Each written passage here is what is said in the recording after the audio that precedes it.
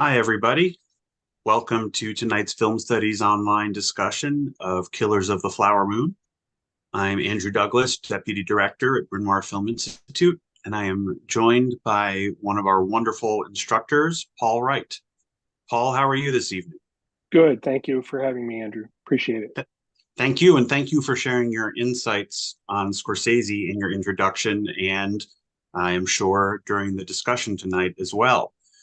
You are the person we most often go to for Scorsese. You've taught a multi-week course on him a bunch of times, and you had a bit of an interesting challenge this time because you had to make your introduction to this film before you were able to see the film, which I know wasn't the ideal arrangement, but if there's any consistency across Scorsese's career, and we know that there were still plenty of insights to be gleaned, so we appreciate it.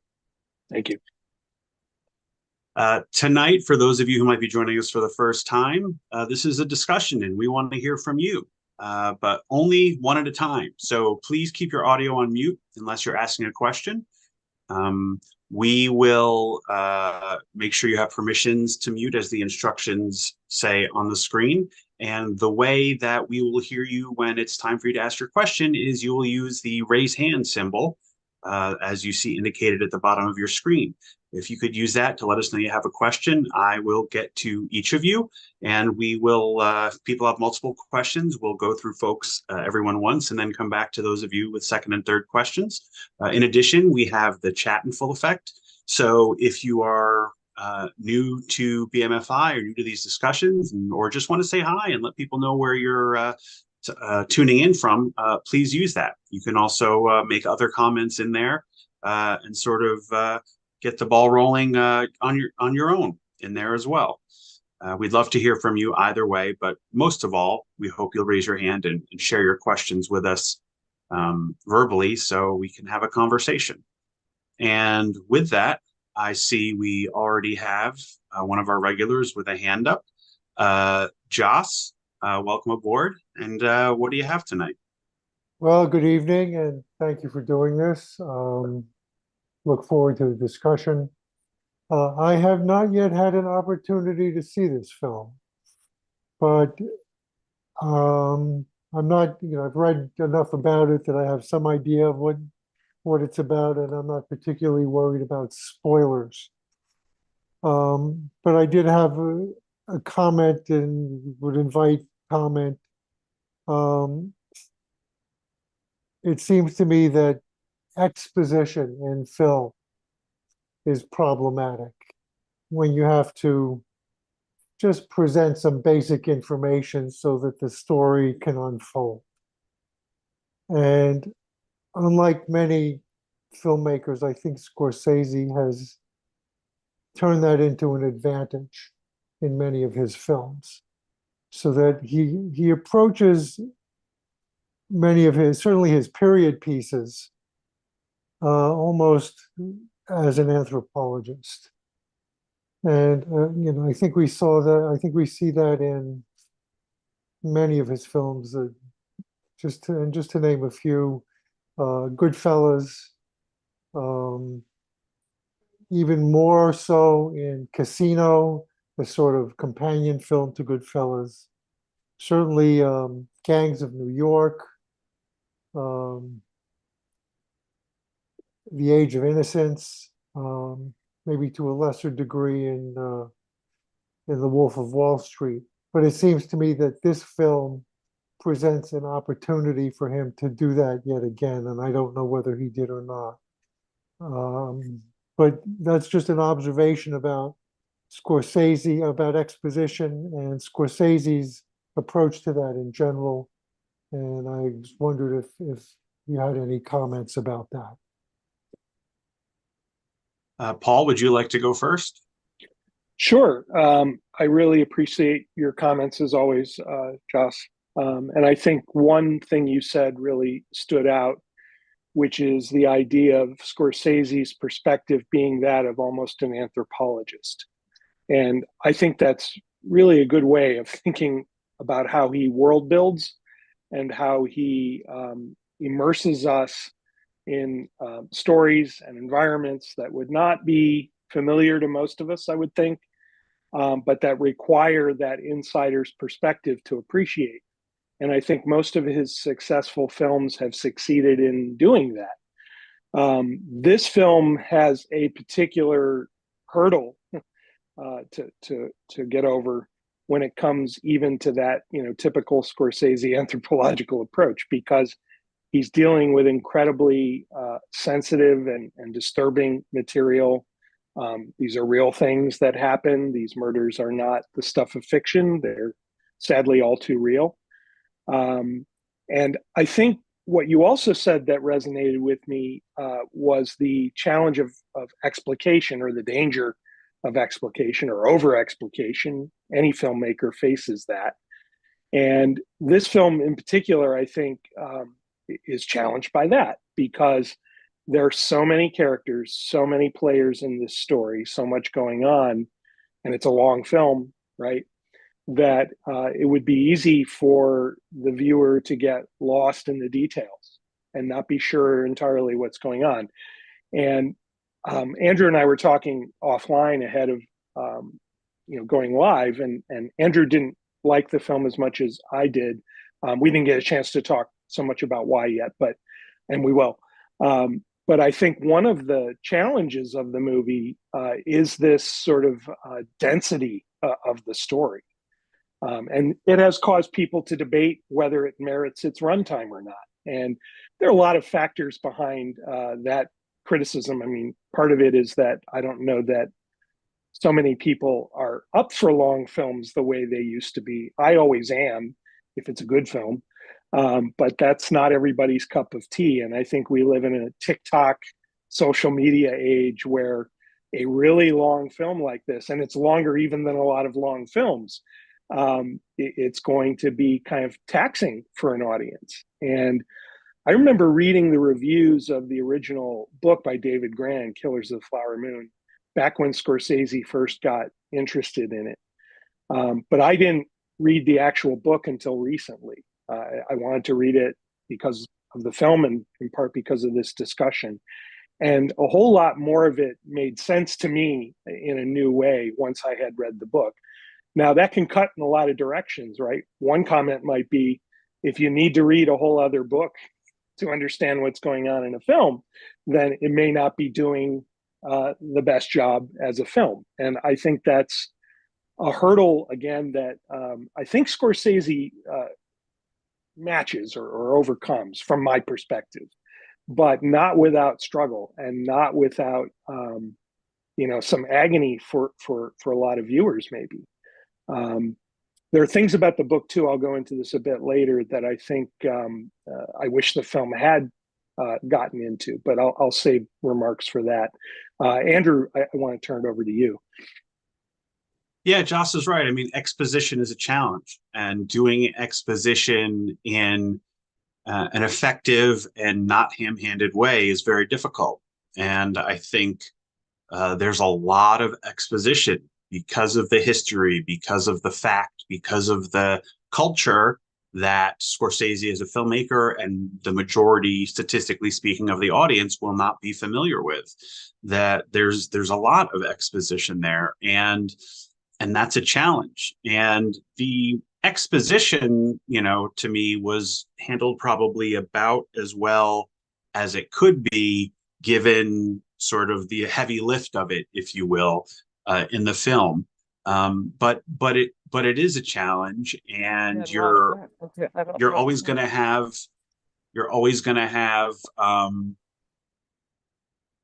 people who didn't get enough information, people who feel like they were given too much information, and it's tough to strike a balance. I'd rather get a little less than a little more, I think. And I think this film, despite its enormous size and scope, erred on that side. But it almost had to. I haven't read this book, but I'm almost done with Grann's newer book. And he is a voracious researcher. And I can only imagine what had to be stripped away in terms of the detail and even some of the events, even to make the film as long as it was. Gus, nice to hear from you. What would you like to say about the film? Yeah, hi to both of you. Yeah, I did see the film, and I was just wondering how much both of you felt the idea of denial, self-denial, or whatever was in this film, because it seemed like that DiCaprio's character was in denial about, he says he thinks he's a good man and all that stuff, and what he was really doing to his wife, and also what his wife, had to be pushed almost to the brink to realize, that DiCaprio's character was hurting her. So I was wondering if you felt that that was, what Scorsese was after or not. Paul, do you want to take that first? Sure. I think the the theme of denial is a nice choice here, because it applies to the DiCaprio character, of course, to Ernest Burkhart, and the complexity of the character, right? Because he's convinced throughout most of the film that he loves his wife, and that he's somehow doing the right thing, which is so perverse and twisted given what he's actually doing, not just to his wife, but to so many other people. And so living in denial, captures that character perfectly. There was some discussion I read about whether the portrayal of as loving his wife while also killing his wife was somehow believable or appropriate. Apparently, his granddaughter, I believe, appreciated that Scorsese took that approach, because she felt that that was the essential paradox, right? That it doesn't make sense. I think we all realize it doesn't make sense to love and kill, but that kind of paradoxical behavior, we see it in human beings. It's the stuff of tragedy. The other reason I like the term denial is the denial of history, right? The effort of sort of the United States to deny or paper over the absolute brutality of the westward expansion and the price paid by native peoples. So clearly that's something Scorsese is interested in. And I think it feeds into the perhaps excessive detail and length of the film. I feel like he feared, right, missing anything that would come back to bite him. People saying you skip this, you skip that, you consolidated these characters, or you overlooked that important factual point about the murders. And I think he was so concerned in that regard. That's in part what led him to work so closely with the Osage Nation as cultural consultants. And I think it also led him to make the film as long as it is. Look, he's been around a long time. He knows that as a market proposition, a film of this length is an uphill battle, right? It's not necessarily what studios want. It's not necessarily what exhibitors want. It's not necessarily what all audiences want. So he erred on that side, as Andrew said, I think for noble reasons. But whether that the result, the final product, works or not is for each viewer to determine. Andrew? Self-denial is huge in this movie. It's not just DiCaprio's character. It's the Lily Gladstone character too. I mean, she's a smart woman, and she knows that he's going to be trouble from the beginning, but she still, for some reason, commits to him. She has to know that what's happening to her mother and one of her sisters, or I guess one of them was shot, the other one sort of died similarly to the mother. She has to know that's not a coincidence. And this is something we see. I mean, I think this is a big that's preoccupation sounds like I'm being critical. I think this is a big interest of Scorsese's. I mean, Lorraine Bracco's character in Goodfellas, denial. Robert De Niro in Casino, denial.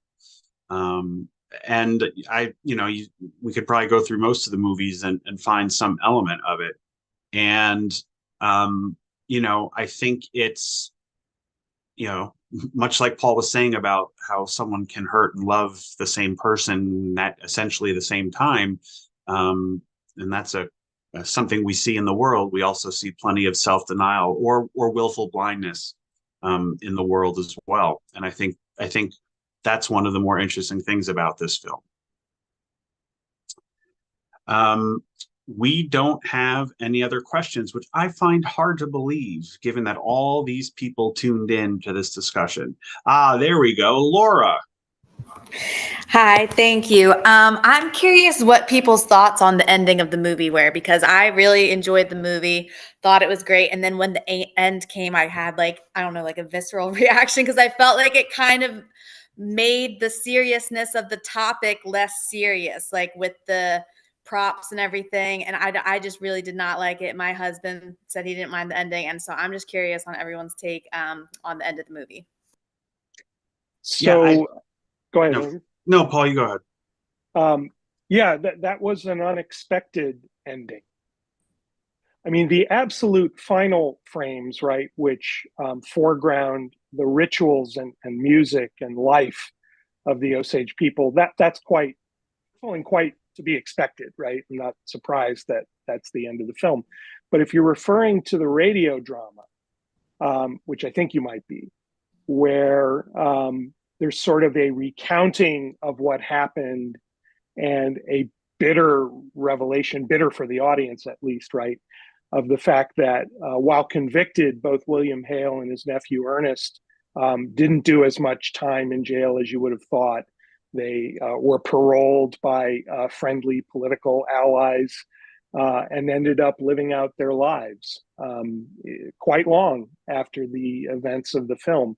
But the radio drama part of it, which may be what you're talking about, seems kind of jarring, right? And here's my take on it. I did a little digging, and there was a radio show in 1935 that told the story. So Scorsese didn't invent that. He drew on that. And then the question becomes, okay, if that's also factual, right, that there was a kind of pop culture, mass market recounting of what happened pretty close to the events of the story, why would Scorsese put that in the film? Here's my thought. For one, it's his chance to celebrate another medium that he grew up with that was just as important to him as cinema. And so there's a kind of life in that performance of the radio drama that, as radio, depicted on screen, I found interesting. I also think, though, it cuts against the tendency to reduce this story to a simple message, or to tie it all up with a nice little bow. I think the radio drama has the opposite effect, and maybe that's what you're responding to, right? Is it's frustrating. It feels like a total cop-out relative to everything else we saw, with all the humanity of the people involved that we saw. So I think that if the radio drama feels adequate to the events of the story, I think that's by design. I think it's almost like Scorsese saying any effort to tell this story runs the risk of being a reductive whitewashing of the story. And of course, that makes one ask, well, this film could do that too, at some level. So I found there to be a kind of meta media candor in that final scene that made me appreciate it on reflection. But I will agree with you, it was not what I expected. And I could imagine it not working for many viewers.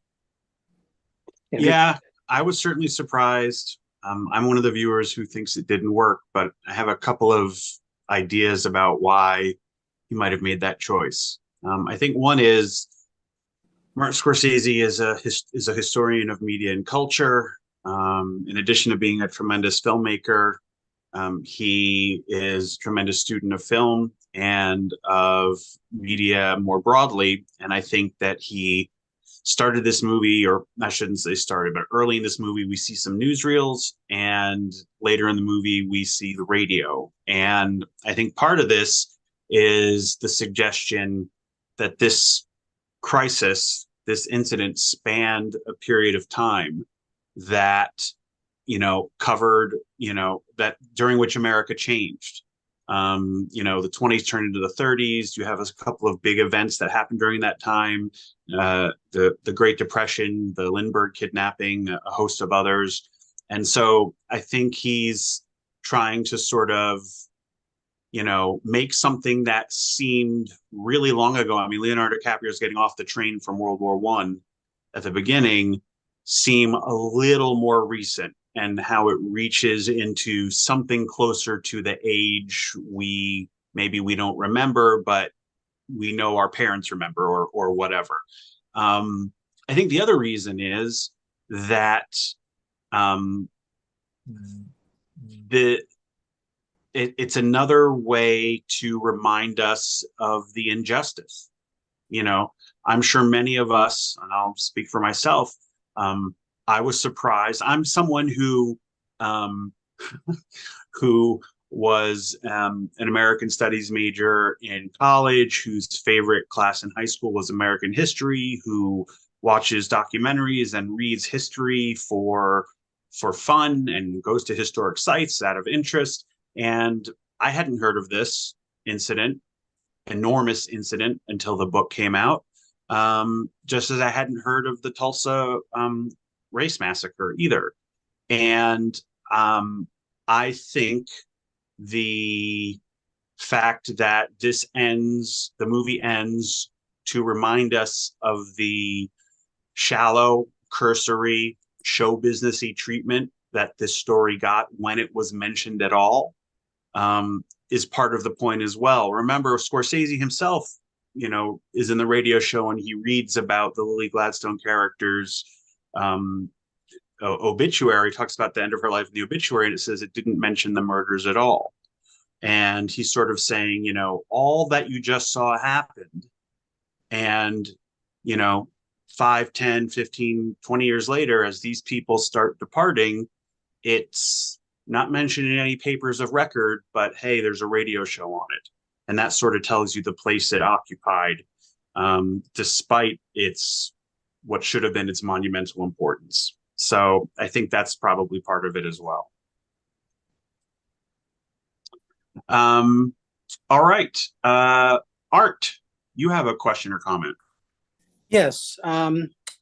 We had touched on the length of the movie. I had read recently that some theaters took it upon themselves to actually create their own intermissions.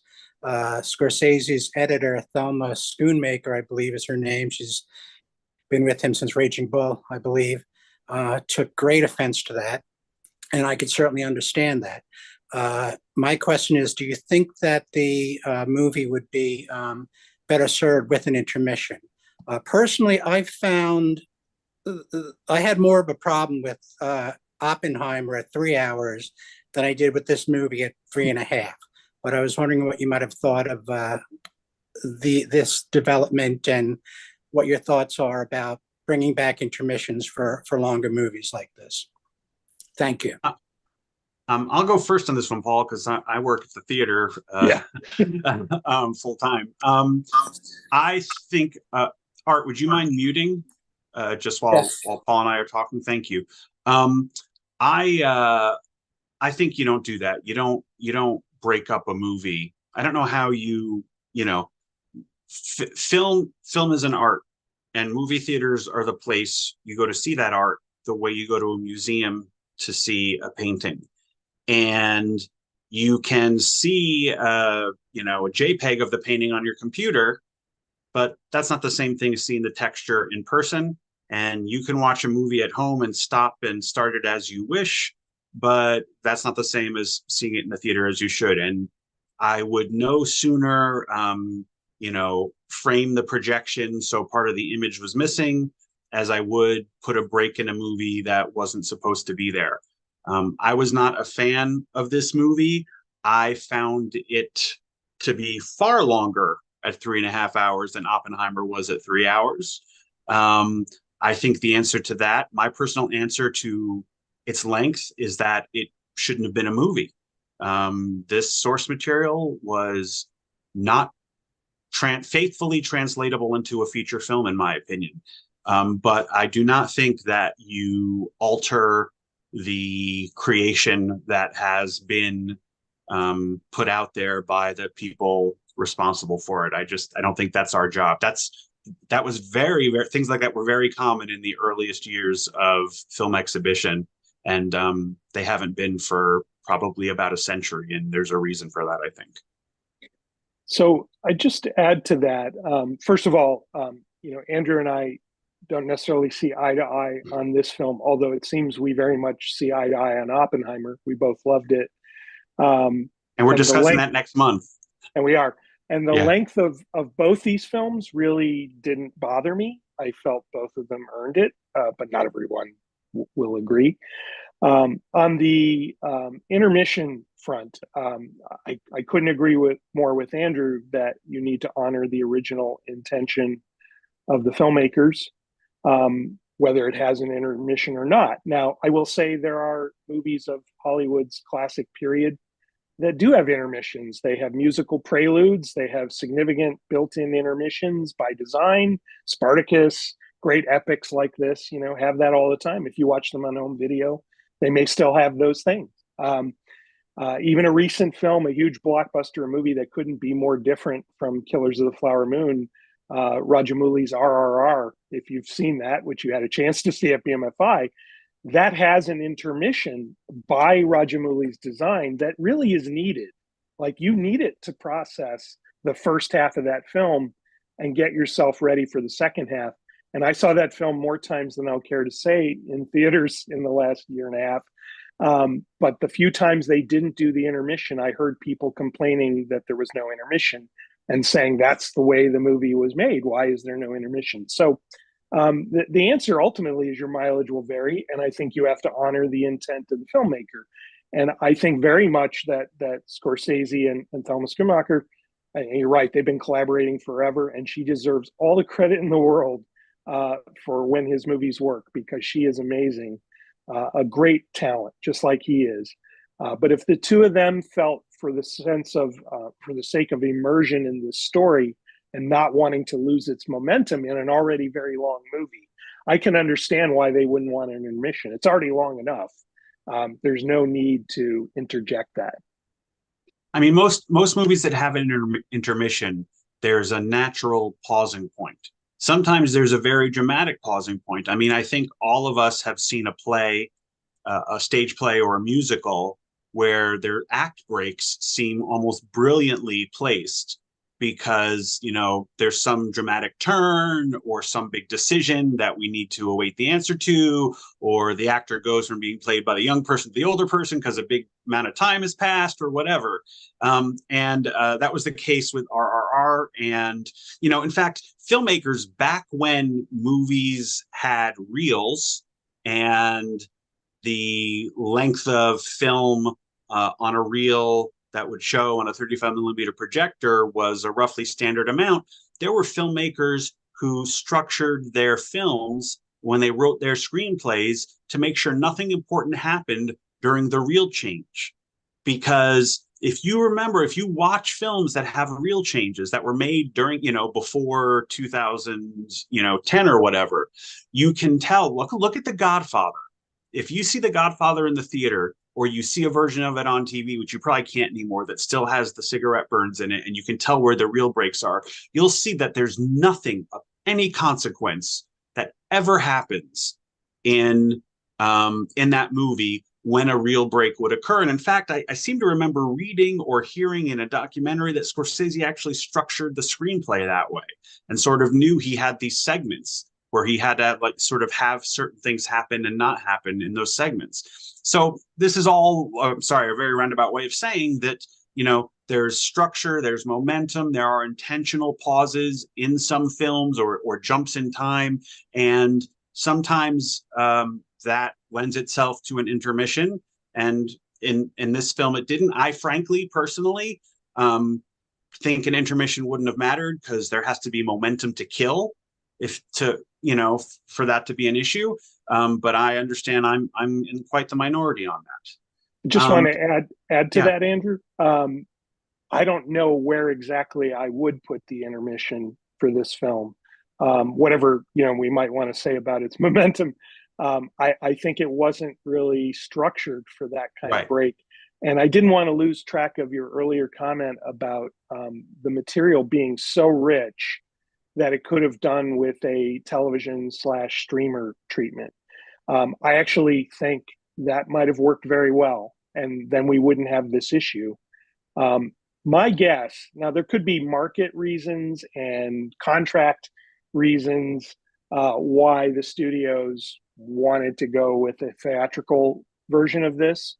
But I can tell you, I'm certain Scorsese wants a theatrical version because he's the champion of cinema these days. He's the one complaining that the movie theaters are filled with Marvel, and he's not ready to just jump to TV like every other auteur filmmaker out there right now.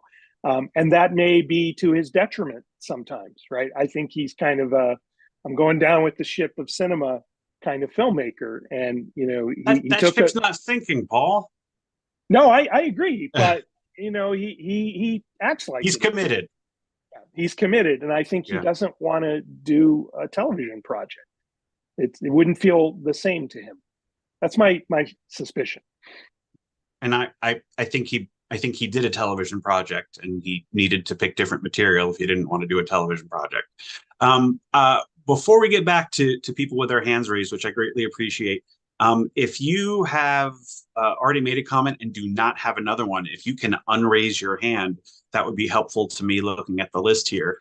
Before we get to folks with hands raised, which I appreciate, there's an interesting comment in the chat asking us to talk about casting, because Francine had a hard time with De Niro and DiCaprio in those roles. A number of other people have gone back and responded and said that they think that, not only were they good in them, but it's the most they've appreciated those actors or in some time. So, Paul, I'm wondering, we know why he's working with them, because he works with them and he thinks they all do good work together, and very often they do. I'm wondering what you think about the casting, if you have any thoughts. Yeah, there's a lot going on here. First on De Niro, and I made this comment to Andrew yesterday over brunch, because he's not only a great colleague, but a friend, and we were having brunch. And I don't know if he agrees with this or not, but it was nice for me to see De Niro kind of firing on all cylinders again, which I think Scorsese has a way of getting that out of him still.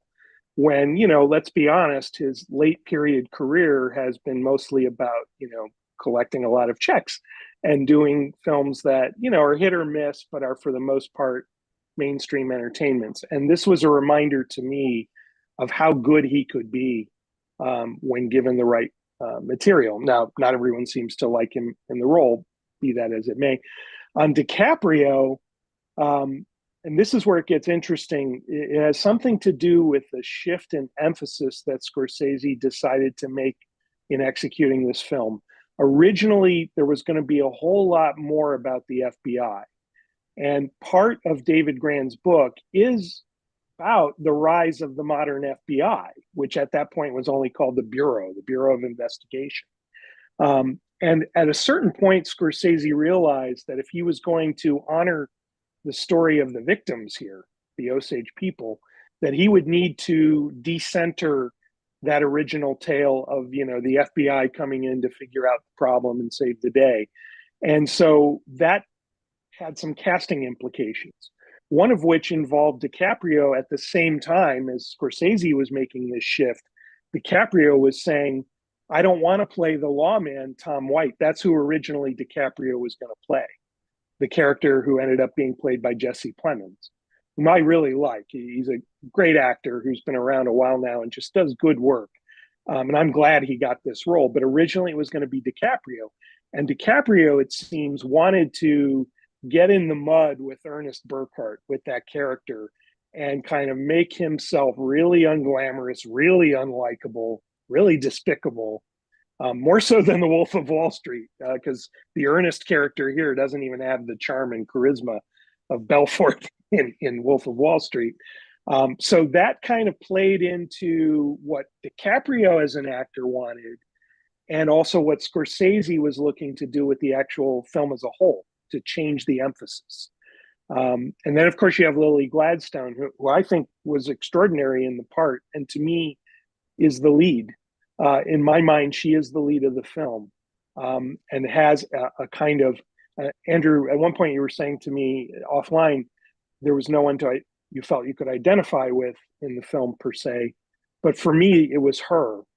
I felt what she was going through was the most fascinating thing about the film. And you were mentioning earlier her denial of what was happening. It took her the whole movie to admit to herself he was poisoning her. And her disappointment in him at the end is that he couldn't just admit it finally. That was really all she wanted. Like, just admit you were trying to poison me. And he couldn't do that. And that was really the end of the relationship. But it was heartbreaking to watch. And I think she really was just commanding in the role. I mean, I think she was commanding in the role, but I think the film is rarely, if ever, gives us her point of view. And I think she is the character to identify with, absolutely. But I don't think the film makes it easy or even really, gives us a chance to do that sufficiently, to my mind. It's funny because I never thought much of Leonardo DiCaprio as an actor until Django Unchained. And when he committed to playing that absolutely odious character, and he did it with such commitment and such gusto and so believably. I mean, likable leading men don't play people like that. And in some sense, he seems like an odd choice to me for this part. And when I see the guy who's supposed to be his brother, I feel like, yeah, that's more the sort of guy I imagine for this part. But if I have to believe that Lily Gladstone's going to fall in love with this guy, despite all the marks against him, and there are plenty, then I guess maybe, as unglamorous as he is, there has to be a guy who has some of that look and that charisma somewhere buried under the dirt and the bangs and all that. And so in that sense, I guess it makes sense. I mean, he's a good actor. I've come around to accepting that he gets to be himself and also good at his job. So yeah, and I thought there were some moments where De Niro, where I really thought in this film he walked the line of caricature. But that's not really his fault. I mean, to some extent it's his fault, obviously, but he's being guided by a director who's supposed to watch for that. But overall, I think, yeah, it's his best performance in years. Let's get back to the hands. Dana, speaking of performances, I know that's often a topic you're interested in. Is that what you want to comment on tonight? Sure. That's one of many. I don't have a whole lot here because you've covered a lot.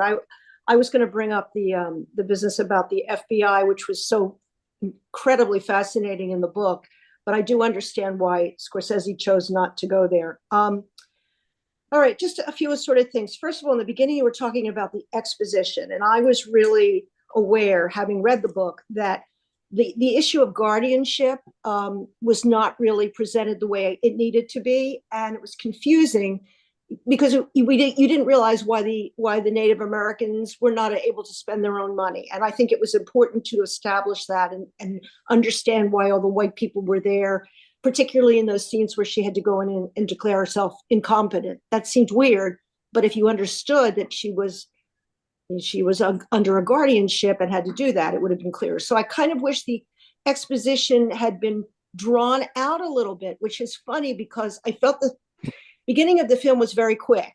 And then it slowed down enormously, so there could have been some time spent on that exposition. It isn't like time wasn't going to be spent on the movie. So there's that about it. In terms of length, I really felt that this was a love story or a not love story. That was the heart of the movie. And I thought Lily Gladstone was just magnificent. I just couldn't take my eyes off of her. She was so brave acting with DiCaprio. She was so different. And DiCaprio, and Andrew, I agree with you. It took me a long time to really decide that I liked him as an actor. I never really trusted it, but I have to say, if that man can create chemistry with Kate Winslet and also create chemistry with Lily Gladstone, there is something about him that's very, very romantic, because I completely bought that they loved each other. And of course, the denial part of it was heartbreaking, because I do think for both of them there was desire for denial. They wanted to both wish that what was happening wasn't happening, and that was part of the pain that I felt. I'll leave you with this last thought, which you can just toss out if you want to. I happened to look up what the three main actors made on this movie, and I will share with you because I think it's kind of eye-opening. DiCaprio made 25 million or more. I think he had some greater stake in it. De Niro made about 5 million. Something said 8. But here was the kicker. Lily Gladstone made 750,000. So, wow. That's all I can say is just wow. And I'll leave it with that. Yeah. The disparity there is quite glaring. And, it's obviously bound up with the deals that people like De Niro and especially DiCaprio are able to strike, right? The kind of money they can command, which is a free market thing, but it also just feels way out of balance given the heavy lifting that Lily Gladstone had to do in the movie. You mentioned a couple of things from the book, so it's an opportunity for me to share one too. You're right. I do wish the incompetence label that was put on a lot of the Osage who had these head rights to the oil. I wish that was better explained in the film. And it was a common practice. It wasn't just something that Molly's character was experiencing. So while the Osage had this money and had these rights to the minerals and the oil, there were white overseers and guardians who were court appointed to them in the name of protecting them and their assets, because they would be deemed incompetent for one reason or another to spend those assets wisely. And so this is why she's having to explain purchases of food, like every little thing she buys, she has to explain to this man. And by the way, many of these guardians stole the money, as you might imagine. And that wasn't, I think, quite as clear as it could have been. So not only were they telling you what you could do with your money, but they were taking their money, just like an unscrupulous agent might sometime, or someone else in that capacity. The other thing that the book had that I really wish was just more pronounced in the movie is the ending of that book. And I'm not spoiling it, you should read it anyway. But it's an absolute gut punch, because at the end of the book, David Gran finds out that there were all these other murders that are very fishy and suspicious that were unsolved. And to him, based on all his research and evidence, it's quite clear that William Hale did not do all of them, or did not order all of them. So what's the takeaway there? That these murders were far more systemic and pervasive across the white community around the Osage Nation than people knew before Gran wrote the book. And so while Hale deserves all the blame he gets, he clearly was part of a massive conspiracy that was essentially serial killing for profit. But there were so many other people who were killed under similar fishy circumstances, and they weren't connected to Hale. These were people acting on their own volition. So the point of the book by the end is that this is a much deeper, traumatic, tragic problem than simply one bad guy who had some political clout and was able to run an organized crime ring and take these people's rights from them. This was far more pervasive a problem. And I think the film didn't really emphasize that as much as the book did, because that's the part of the book that hits you so hard. Anyway, that was the thing I wanted to share. Andrew? I mean, I think the movie suggests it, because in the beginning, there's that man shoots his young wife in the front yard and then puts the gun in her hand. And that has nothing to do with Hale. And presumably some of the I think it's Lily Gladstone narrating all the people who had died recently, and there's no investigation. Presumably, at least some of those weren't connected to Hale either. So, I mean, you're right. By the end of the movie, which has spent 3+ hours on Hale, you're left with a stronger impression that he was this overall mastermind. But I think the movie at least hints at the fact that this was happening with other people. But here's a really big, as you say, conspiracy that then that's the story they were going to tell. Let's see, Alan, you have a question or comment? Hi, this is Cyan and Alan together. Hi. Hi, thanks for the discussion so far. It's gone over a lot of things. Maybe these two questions will tease out a little bit more. In terms of especially Ernest Burkhart and William Hale characters, did anyone else notice their extreme frown facial expression where their mouths were turned down? And even on the poster of the movie, it's got Leonardo DiCaprio's face as Ernest with this extreme scowl. I don't know if they used prosthetics or what was going on there. And the second question is larger, and that is, clearly this is a tale to unearth the truth of what happened to this Indian tribe. And to sort of balance the story of a conventional Western, in this one, the two white men are the bad guys. My one question is, why, in trying to rebalance the story with so much screen time, the two white bad guys, everybody I've heard, including us, love the character and the performance of Lily Gladstone, but as far as face time on the screen, she had way less. So I wondered if anybody had thoughts about why the two white bad guys centered the story, if it's trying to actually bring up the indigenous people and the things that happened to them. I think that's a really good point, a really good question. I think there's a couple of answers for it, some of which are probably more satisfying than others. I'm sorry, Paul, for jumping in. No, not at all. I think, this is a sort of chicken and egg thing. Were these two stars we've been talking about in the movie because there were big parts for them, or are the parts as big as they are because there were these two stars in the movie? Hard to know. But to me, this question, your comment, gets to me to the core of my biggest problem with this movie. I agree that the most interesting character because I know what's making De Niro do what he's doing. I know what's making DiCaprio do what he's doing. I don't agree with it.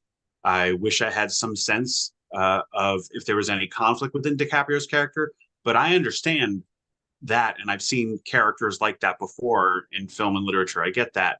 What I am far less familiar with, and therefore find far more interesting, is what is possessing this intelligent woman of means to stay in this situation when it seems like she would have opportunities not to, and what is her struggle, and what is her view of this. And I haven't read the book, so I don't know, but that's not the story this movie was telling. And to me, that's the most interesting story sort of available out of this material. Now, I don't know if there's nothing there to base it on, but part of the reason that I found this movie so unsatisfying, and part of the reason I think the screen time amounts to what it amounts to, is because she is the victim. And it is a passive role. And I'm not saying that's right or okay. but from a sort of filmmaking, narrative, storytelling, construction point of view, stuff is being done to her. And that is part of the reason why there is, she's the recipient, the victim, the object of the bad deeds. So therefore, the bad deeds, movies have to have action and events and plots and all that stuff. We're seeing more time with those characters. Again, I don't think it's right. I don't think it's interesting. It wouldn't have been the way I would have told the story, but I think that's a big part of the reason why. Paul? So, I don't entirely disagree with what Andrew's pointing out here and others are pointing out here.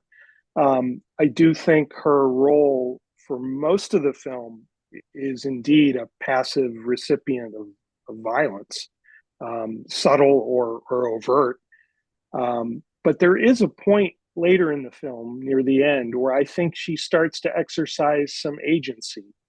And really by the end of the film, when she shuts the emotional doors on Ernest, I think, there is a sense that she's come into her own to some degree.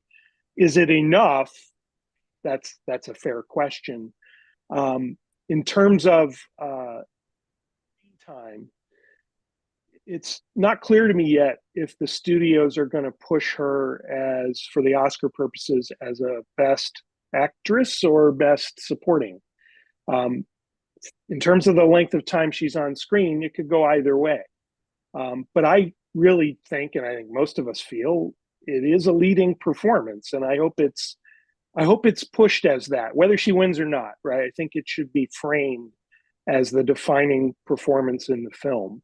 And Andrew's right. There are a host of commercial reasons why you want the muscle and star power of people like DiCaprio and De Niro to help a movie like this get made at all. And that is unfortunate in the sense that it might have result in the wrong ratio of screen time and storytelling time when the attention should be given ultimately, fundamentally, to the Osage people. And as someone pointed out in the chat, it would be, yes, I agree, great if a Native American filmmaker treated this material and other stories that I'm sure we don't know anything about or not enough about. And if Scorsese's movie helps that to happen, I think that's overall a net gain. And I think it's kind of what he's going for. I think he's trying to encourage more people to think about this and tell these stories.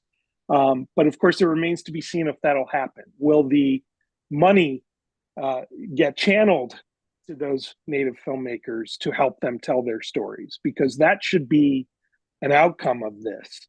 And if not, it'll be business as usual. We'll foreground a story like this. It might win some awards, but then nothing fundamentally changes. And I hope it will.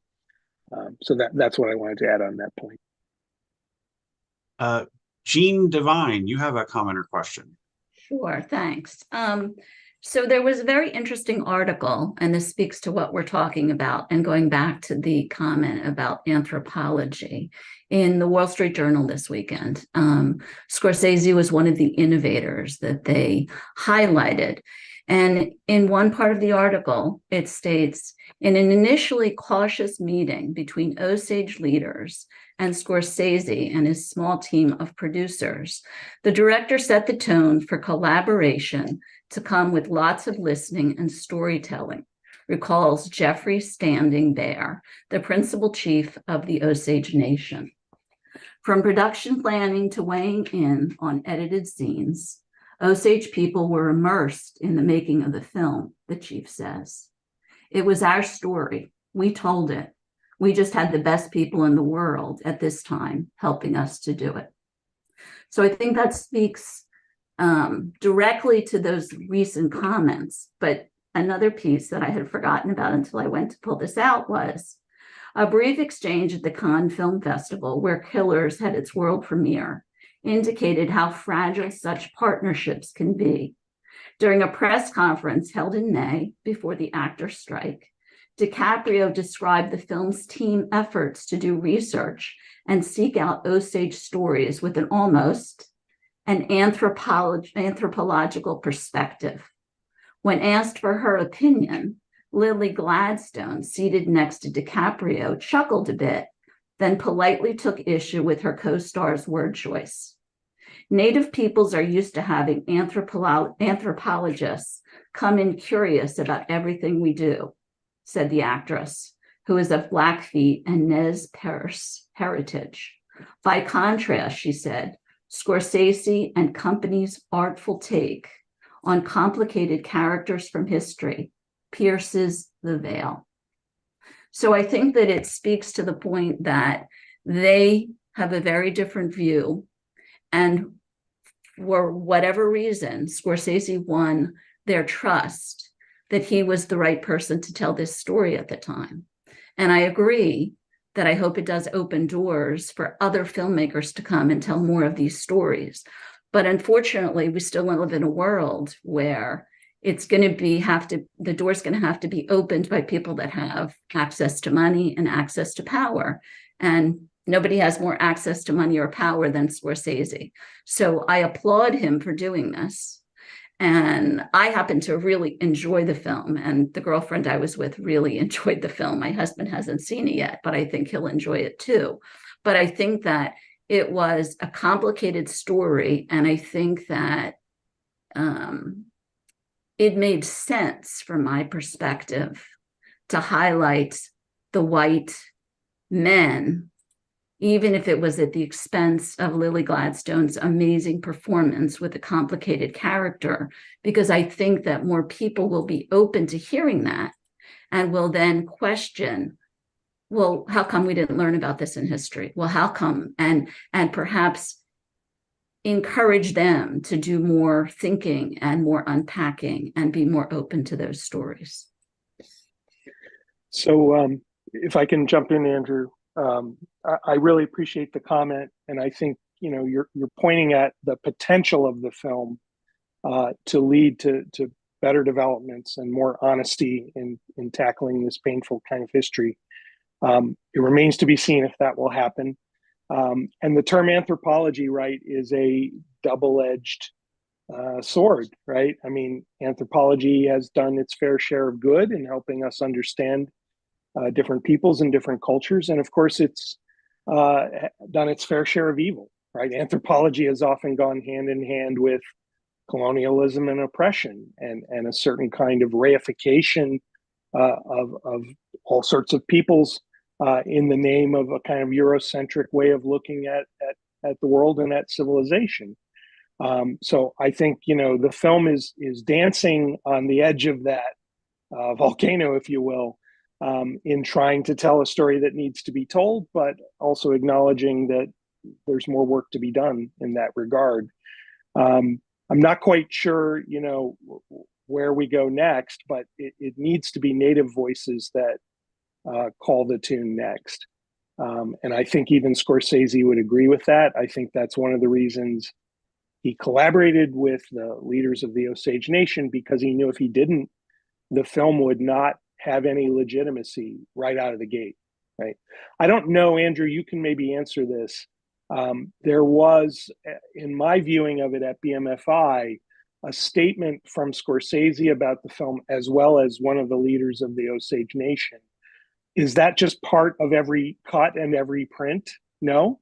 No, the Scorsese thing is probably being shown everywhere. Apple made that available. The thing by the representative of the Osage came. It's not only for us, but a theater in Oklahoma had, because of their location, has some relationship with members of that community, and they gained access to that introduction. I'm not prepared to say it was made specifically for that theater. I don't think it was, but for whatever reason, they got access to it and they made it available to other art theaters like ours. So I don't know if you'll see that everywhere you see this movie, but if, we were one of the theaters who requested from the theater in Oklahoma if we could use it, and they said yes, and they offered it to a lot of other theaters, independent theaters like us. So I don't think you'd see that everywhere, but we're not the only place you could see it. Just one more thing in this vein. It's interesting and also sad to me, and to the point here, that the Oklahoma State Legislature, without getting too political, is trying to restrict the teaching of subjects related to gender and race in their public schools. And so the net effect of that may be that people in Oklahoma cannot read the book Killers of the Flower Moon or watch this film in a public school setting, a high school setting, obviously. So I point that out because it shows the stakes involved here, and the fact that every intervention, whether it's Grant's book or Scorsese's movie, while it might not perfectly capture the perspective of Native peoples, and they need to tell their stories, absolutely, it is a starting point, and it is a way of contesting the whitewashing of history that some legislatures are about right now. Okay, let's see. Veronica, you have a question or comment?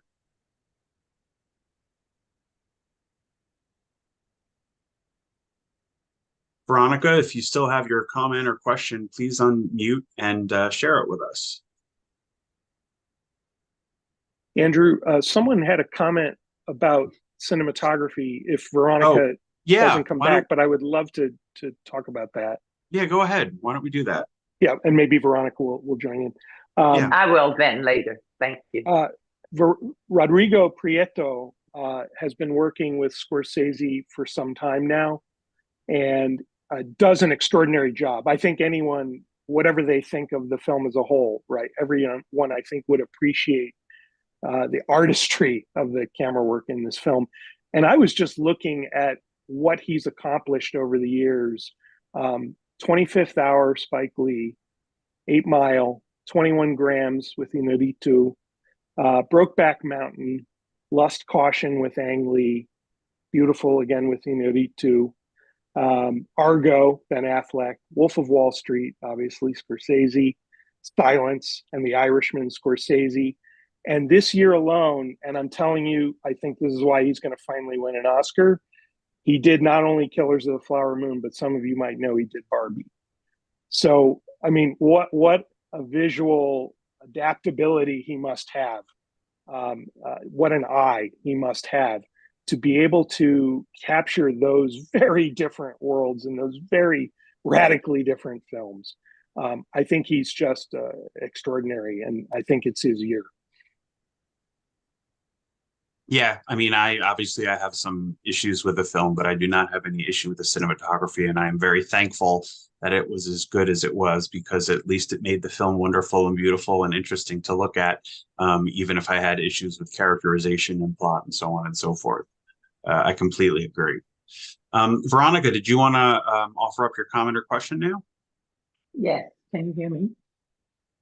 Go ahead. Yes. Yes, we can. Okay. All right. Okay. I don't know how many people are on. Do we have a head count of how many people are in this discussion right now? About 40. Okay. All righty. I don't know how many people here in this room are people of color. But as a person of color and as a professional actress for the last 48 years, I would say that this film was a revelation on many levels. Many things that were perhaps done for the purpose of editing. I did not need an explanation about the guardianship. I didn't need an explanation about that. And it's not because I necessarily know Indigenous or Native American history that well. I understand it as a person of color. I also understand the Molly's character and her choice about her man, the DiCaprio character. I think much of what this conversation is being driven by is a very contemporary point of view about things. It's very contemporary to be thinking about women not making as much money as men and having a discussion about it. It is very contemporary to say, how painful it was to look and see the women or the Osage people themselves being the victims. Very contemporary.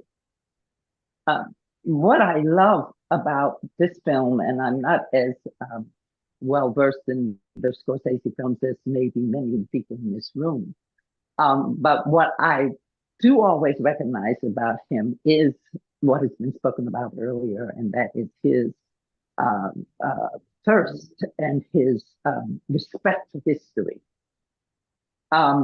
The courage that it took to make this film, to be people of this kind of influence, of Scorsese, DiCaprio, De Niro, to be able to be in a position to tell this very unsavory, unflattering story was very encouraging to me. I don't know that it would be great if things could be built upon. We could go from this to greater and better and better. That's just not how life works in my experience. And I'm 76 years old. I'm not perhaps as old as somebody else here in this room, but I've been here long enough to see that things do not necessarily get better. We don't get better. It's just what is karmically capable of being able to get through at this moment. And so what I saw was, and what I appreciated was that history. I went to that time and I identified with those people in that time, not with the sensibilities that I have as an intellectually educated and well exposed contemporary woman today. That said, I would love to hear, I'm not sure which of the men made this comment about understanding what the DiCaprio character was about, understanding what the De Niro character was about. That is very confusing to me, and I would love to hear an explanation about. Thank you. Yeah, I mean, they're greedy. I mean, the DiCaprio says it. He says, "I love that money." They're greedy, and it's not. I mean, it's horrible. It's horrible to be greedy in general, and it's particularly horrible to be greedy and to do the things those men did in response to their greed. But they're greedy, and people have been greedy since the beginning of time, and I suspect we humans will continue to be greedy. So that's what I meant. That's a story. That's a human trait I'm more familiar with. And I am not as familiar with what I consider to be the more complicated experience of Molly and the what must have been an enormous mix of feelings. Now I understand that, there's an extent to which the DiCaprio character is torn between sort of being under the thumb of his uncle and his own feelings and the relationship he's developed with Molly. But frankly, my issue with the film is that I don't get any insight into any of that. I don't get any insight to whatever struggle he might have been feeling. Certainly don't get any insight into whatever conflict or compromise or what have you that Molly was feeling. And that's my issue with the film. The reason you make a feature film out of material and not a documentary, well, there's a number of reasons, but one of them is so you can explore things that you don't know for certain. And I felt like this film didn't do nearly enough of that for the endeavor I assumed it to be undertaking. I would just add that greed is certainly a motivator for most of the abusers and oppressors in the film, clearly. And Hale, the De Niro character, he's not only greedy, right, but he is fixated on empire building and legacy making. So that clearly drives a guy like him. He wants to run the show. and control every aspect of political, cultural, and economic life in that region. And it seems he's quite capable of doing that at certain points in the film. DiCaprio is greedy, right? Ernest is greedy, but he also is totally a follower. There's no backbone to the guy whatsoever. Now, he may have displayed some in the war. We didn't get to see his experiences very much there. He talks about them a little, but not much. But whatever backbone he had to get through the war just has disappeared when it comes, to his uncle and to the pressure on him to do all the horrible things that are happening in this movie, which doesn't excuse him in any way. In fact, I think it's even more of an indictment of him. But I think if you want a window into the kind of exploitative nature of these people, it's in the scene where Ernest gets paddled by William. When he's messed up one of the murders, which I think was supposed to be looking like a suicide and actually looks like an outright murder. And there's this creepy scene where they drag Ernest to the Masonic Lodge and paddle him ritually. And to me, that shows like the dark heart, of the sort of the white community there, right? Their understanding of power and their understanding of what they can do to each other, not just what they can do to the Osage. And that makes it all the more disturbing. As far as Molly goes, Lily Gladstone's character, I do have one sense of why she's putting up with this. For one thing, again, she's been deemed legally incompetent. So if she runs off, she doesn't have that money necessarily to draw on to make a new life, to get out of there. She has children with this man. She clearly has feelings for him.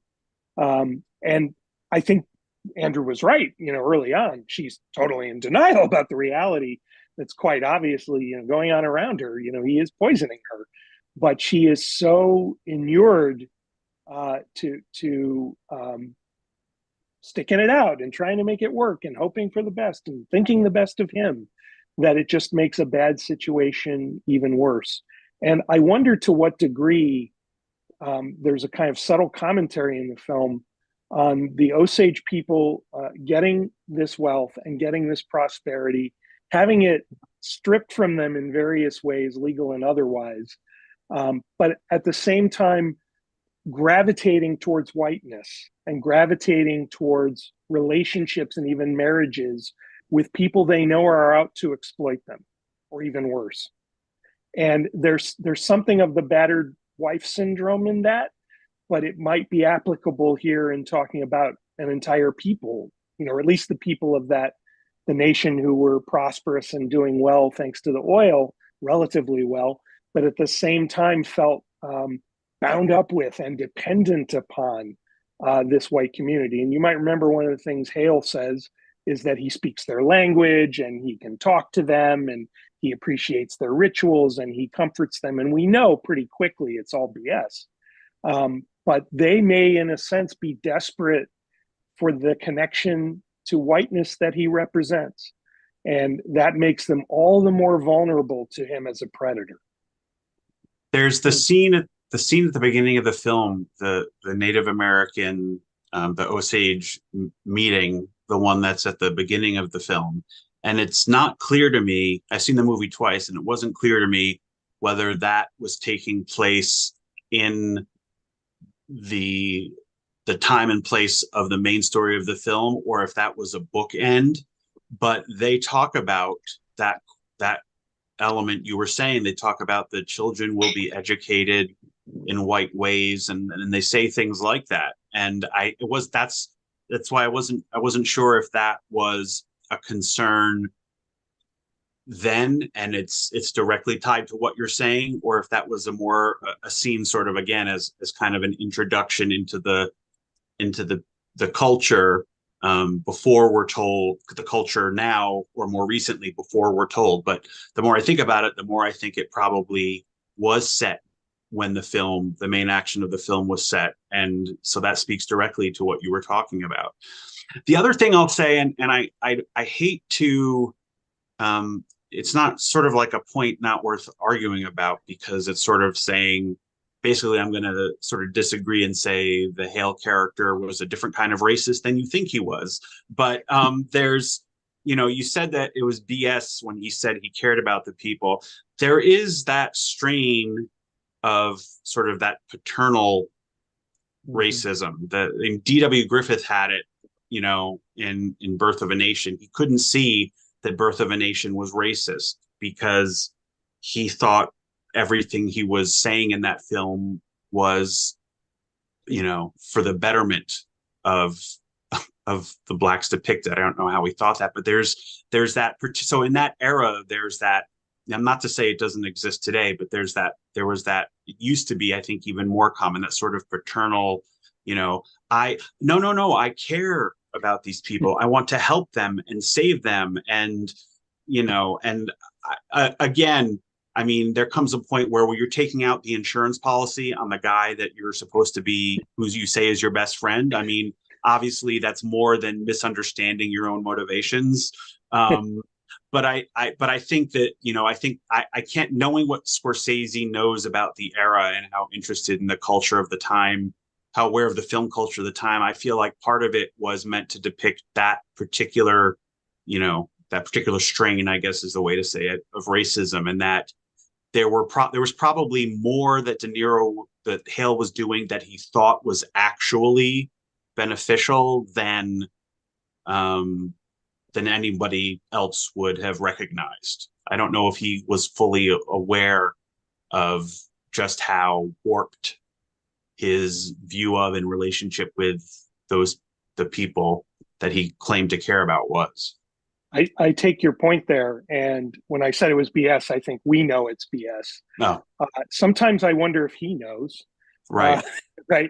And I wonder too, and this is a very different kind of film and story, but, was there a point earlier in his life when he authentically believed he was doing some kind of good? It doesn't mean he was doing good, but he was more committed to that kind of paternal racist approach to these people. And eventually all the veneer of that just drops away and it becomes about the killings. By the end of that movie, has a lot more in common with the character he played in Goodfellas, right? Where he's kind of cleaning house. So it's hard to say, but the other example historically that came to mind, and it's an infamous and horrible example of behavior. Adolf Eichmann thought himself an expert on Jewish affairs and prided himself on taking Hebrew lessons from rabbis, and felt that he was, the one person in the party who was, looking out for the good of the Jewish people. So perverse, right? But on some level, I think you're onto something, Andrew. People like this believe, they believe the lie, and they buy into it as a rationalization. Well, and I think, and the film can't do this, of course, but it's a shame we don't get to see Hale when he first arrives, right? He mentions that he built schools and hospitals.